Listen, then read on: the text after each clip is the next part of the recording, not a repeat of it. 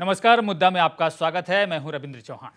सिक्किम में सिक्किम क्रांतिकारी मोर्चा की सरकार है। पार्टी एनडीए के साथ है।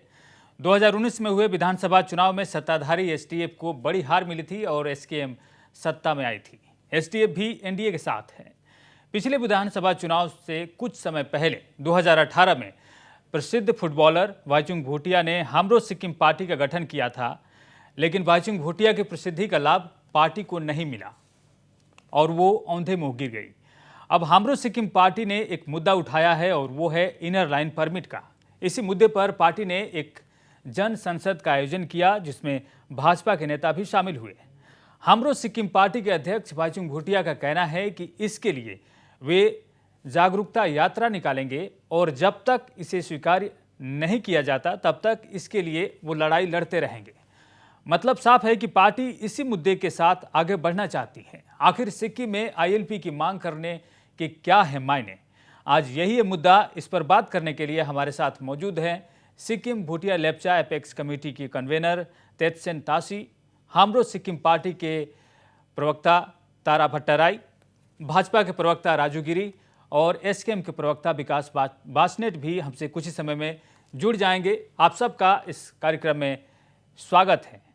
सबसे पहले हामरो सिक्किम पार्टी के प्रवक्ता जो हैं तारा भट्टराई, उनका रुख जानना चाहेंगे कि आखिर पार्टी इस नतीजे पर कैसे आई कि सिक्किम में आईएलपी का मुद्दा एक बहुत बड़ा मुद्दा है और इससे पार्टी को आगे बढ़ाना चाहिए। पार्टी ने 3 प्रस्ताव भी जनता के सामने रखे हैं और उसे मुख्यमंत्री के जरिए वो केंद्र तक पहुंचाना चाहते हैं, जिससे जल्द से जल्द आईएलपी लागू हो।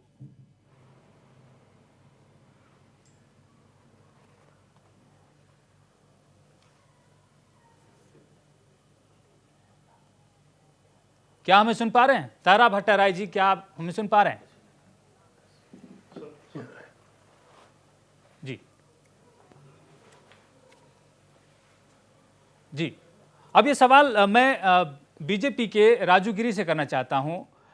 राजू गिरी जी, अगर आप हमें सुन पा रहे हैं तो जी, अगर आप हमें सुन पा रहे हैं तो आपकी पार्टी के नेता डीबी चौहान जो हैं वो मौजूद थे जनता जो जन संसद थी उसमें, और पार्टी का रुख इससे साफ होता है कि पार्टी कहीं ना कहीं इस बात का समर्थन करती है कि सिक्किम में आईएलपी लागू हो। आपकी पार्टी का रुख जानना चाहेंगे सबसे पहले आईएलपी को लेकर। सबसे पहले आप सबको भारतीय जनता पार्टी की ओर से बहुत बहुत धन्यवाद। कल एक कार्यक्रम में हामरो सिक्किम पार्टी ने एक ऑर्गेनाइज किया था और उस प्रोग्राम ने हम बीजेपी की ओर से हम लोग भी वहां पर शरीक हुए थे और हमारे पार्टी अध्यक्ष श्रीमान डीबी चौहान जी ने अपना पार्टी की तरफ से एक स्पष्ट अड़ान रखा हुआ है और इस अड़ान हमारा यही है कि सिक्किम में आईएलपी लागू हो। क्यों? क्योंकि आज की ये जरूरत है। सिक्किम में डेमोग्राफिक एक चेंजेस हुआ है पॉपुलेशन में और यहाँ पर बहुत सारे आउटसाइडर्स लोग आए हैं in the name of labour और बिजनेस क्लास में, और ये सब करने से क्या होता है कि हमारे पास में ये जो पॉपुलेशन इम्बैलेंस होना शुरू हो गया। इतना भी नहीं है, इनसिक्योरिटी भी हो गया है, नेशनल सिक्योरिटी थ्रेट भी होना शुरू हो गया है जी। क्योंकि सिक्किम एक चाइना से सटा हुआ एक छोटा सा राज्य है और जहां का पॉपुलेशन बहुत ही कम है। और इस स्थिति में ज्यादा से ज्यादा अगर इन्फ्लक्स बढ़ जाएगा तो यहाँ का लोकल पीपल्स में बहुत बड़ा एक इनसिक्योरिटी इश्यूज हो जाएगी, साथ ही साथ नेशनल सिक्योरिटी थ्रेट भी हो जाएगा। इसी चीज को मद्देनजर रखते हुए हम भारतीय जनता पार्टी अपनी ओर से हम ये डिमांड करते हैं कि ILP is the need of an hour. जी, बीजेपी का जो विचार है वो साफ है कि बीजेपी भी इस बात का समर्थन करती है कि सिक्किम में आईएलपी की ज़रूरत है। सिक्किम भूटिया लेप्चा एपेक्स कमेटी के कन्वेनर हमारे साथ जुड़े हुए हैं, तेत्सेन तासी जी। आपका रुख अगर हम जानना चाहें कि इस पर आईएलपी को लेकर क्या है, क्या आपको भी लगता है कि सिक्किम को खतरा है और आईएलपी की ज़रूरत है सिक्किम में? जी जी, बहुत ज़रूरत है। ये केवल सिक्किम के लिए ही नहीं, ये देश के सुरक्षा के लिए भी ज़रूरत है यहाँ पर, क्योंकि आजकल यहाँ पर ना,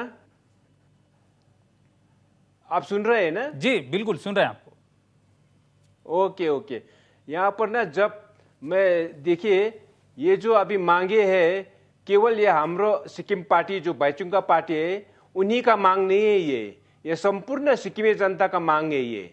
और ये जनता के ही लिए नहीं बल्कि देश की सुरक्षा के खातिर भी है। क्योंकि मैं क्यों देश की सुरक्षा के खातिर बोल रहा हूँ, इसके मैं उदाहरण देता हूँ।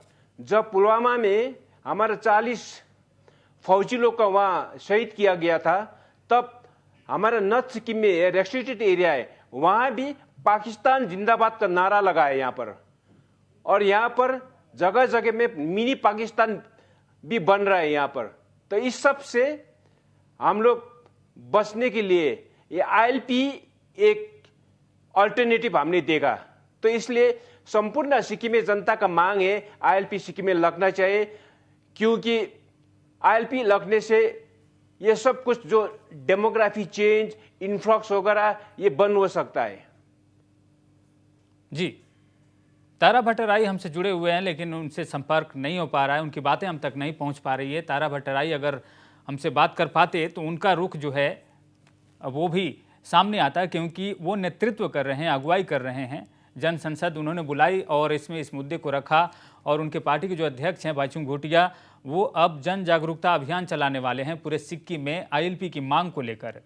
लेकिन सवाल ये है कि क्या जो सिक्किम को पहले से जो अधिकार प्राप्त है, सिक्किम एक विशेष राज्य का दर्जा प्राप्त करता है और सिक्किम पहले से ही सुरक्षित है आर्टिकल 371F के तहत, और ये भी कहा गया कि CAA जो कानून आया था उसका सिक्किम पर कोई असर नहीं पड़ेगा। इन सब बातों को ध्यान में रखते हुए भी अगर आईएलपी की ज़रूरत पड़ती है तो ये समझा जा सकता है कि स्थिति ज़रूर भयावह हो सकती है।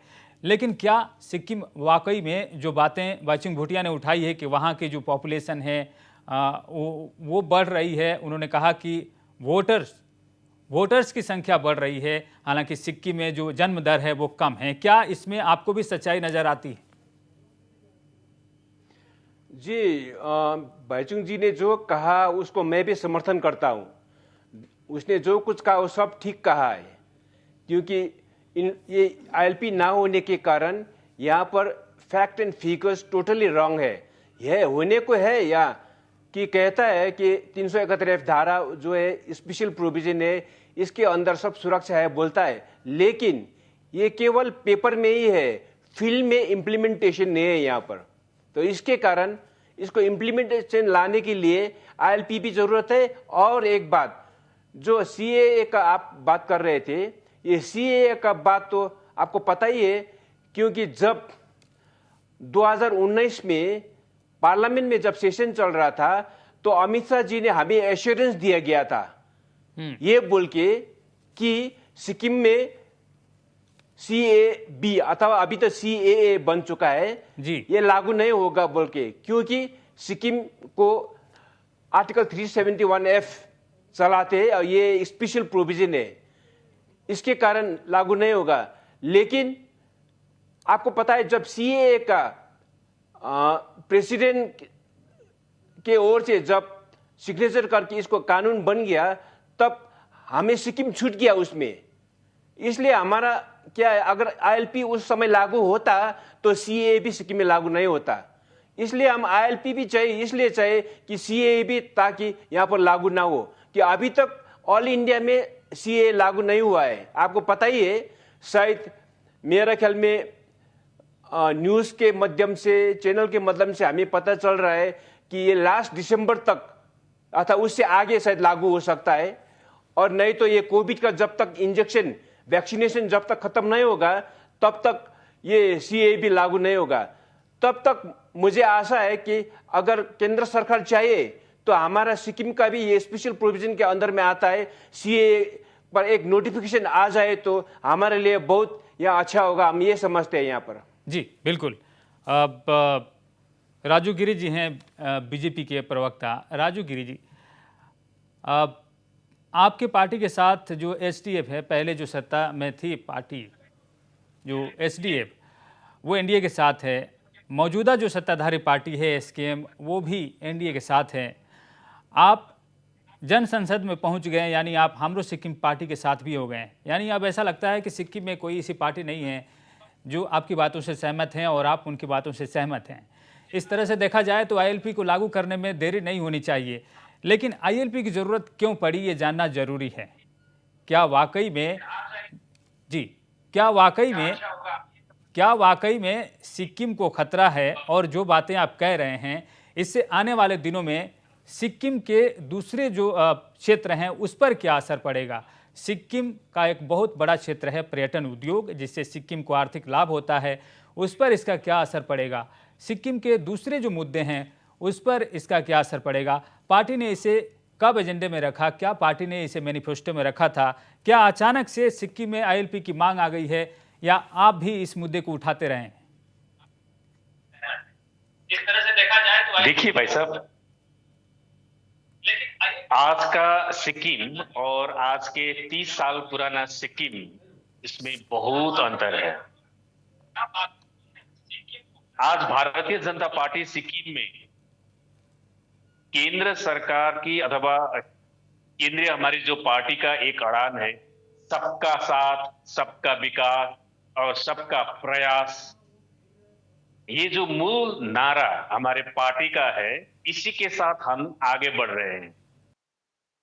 जैसे कि अभी पूर्व वक्ता ने बताया कि ये सिर्फ भाईचुंग भूटिया का एक मुद्दा नहीं है, ये सिक्किमीज का मुद्दा है।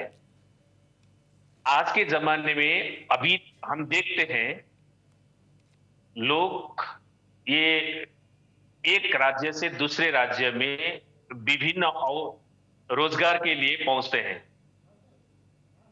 और इसके चलते क्या होता है, कभी कभी लोग दूसरे राज्य में जाके थोड़ा समय बैठते हैं और उसके बाद वहीं पर सेटल हो जाते हैं। और हमारी देश की एक कानून है कि अपना वोट कहीं पर भी ट्रांसफर कर सकते हैं।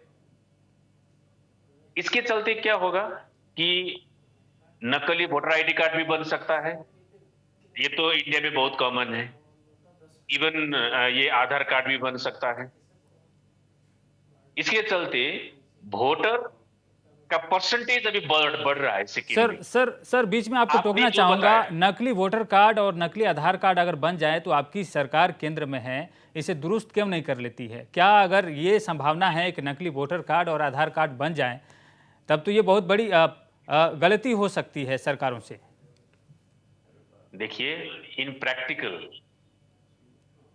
कभी सरकारी ऑफिसर सब लोग क्या सरकार के जो भी आदेश मानते हैं क्या?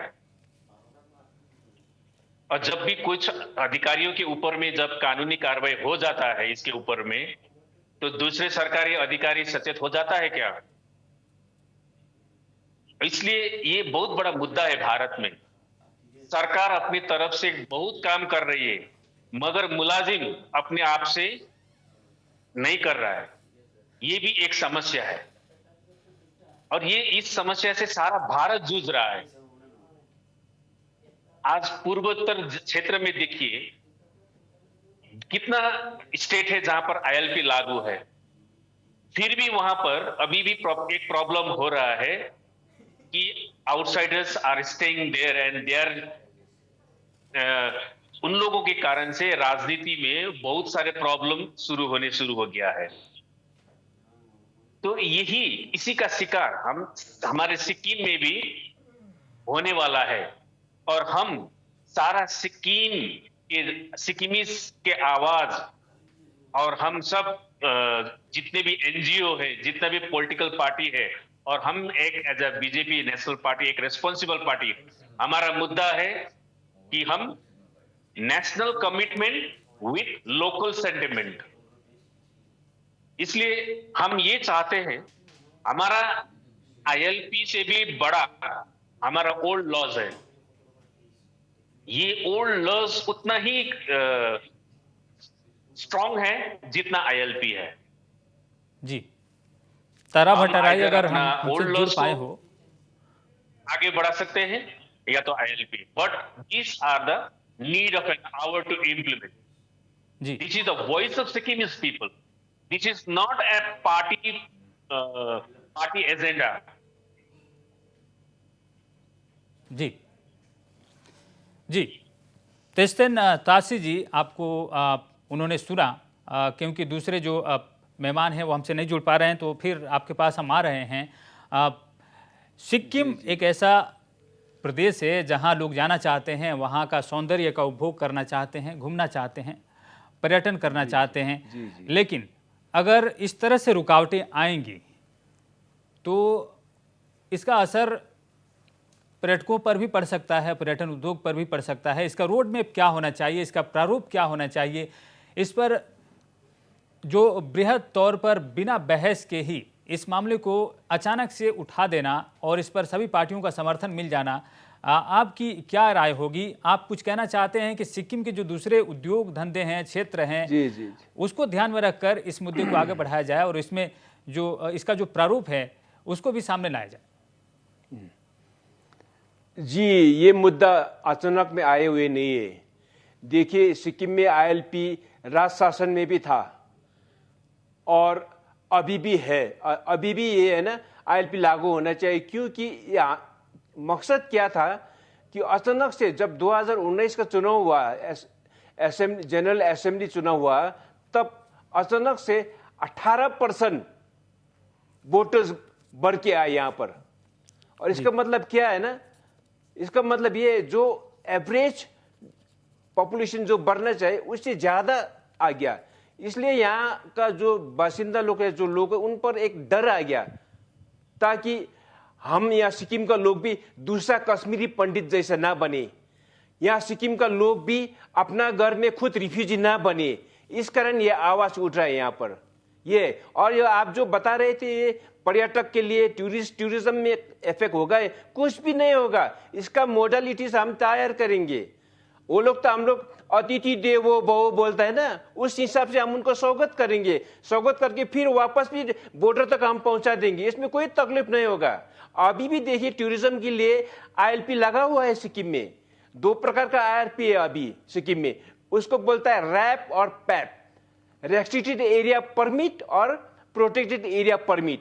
जी, टूरिस्ट लोग आ रहा है, जा रहा है, कुछ नहीं है। लेकिन ये क्या है, माइग्रेंट लेबर्स जो अनरेस्ट्रिक्टेड आ रहा है, इससे क्या हो रहा है, वो लोग यहाँ पर अगर परमानेंट सेटलमेंट हो रहा है। इसलिए मैंने कहा ना, यहाँ मिनी पाकिस्तान भी बन रहा है। इसलिए हम कह रहे हैं, अभी चिकन नेक आपको पता ही है, सिक्किम से 5 किलोमीटर दूर में ही है। दोकलाम का इश्यू अभी तक भी खत्म नहीं हुआ है। और सिक्किम का बॉर्डर तो चारों तरफ इंटरनेशनल बॉर्डर है, आपको पता है, जहां पर माओवादी के एक्टिविटीज चलता है, कामतापुरी का एक्टिविटीज चल रहा है, एक्सट्रीमिस्ट और इंसर्जेंसी के एक्टिविटीज चल रहा है यहाँ पर। तो इस सब से मेरा ख्याल में जो बाकी नॉर्थ ईस्ट स्टेट में लगा हुआ है ये आईएलपी, उससे भी ज्यादा जरूरत सिक्किम में है अभी यहाँ पर। तो ये तो सिक्किम के ही लिए ही नहीं, लेकिन देश के लिए भी खतरा है ना। अभी हाल ही में आपको पता है, 6-7 महीने पहले नाकुला में, नॉर्थ सिक्किम में, वहां चाइनीज के साथ हुआ गड़बड़, दोकलाम में हुआ गड़बड़। और अगर यहां पर इन्फेक्शन ज्यादा होने से क्या होगा, देश का सुरक्षा के लिए भी खतरा होगा। हमें तो छोड़ दीजिए, हम तो क्या है, जैसे तैसे चला लेंगे। अगर आपको यहां पर अगर अच्छा सुरक्षा होने से ना, बाकी देश का लोग चैन का नींद सो सकेंगे, नहीं तो सिक्किम से ही खतरा होगा देश को। मैं ये बता रहा हूं, इसलिए आईएलपी बहुत जरूरत है। ये एक पार्टी का मांग ही नहीं, संपूर्ण सिक्किम जनता का मांग है ये।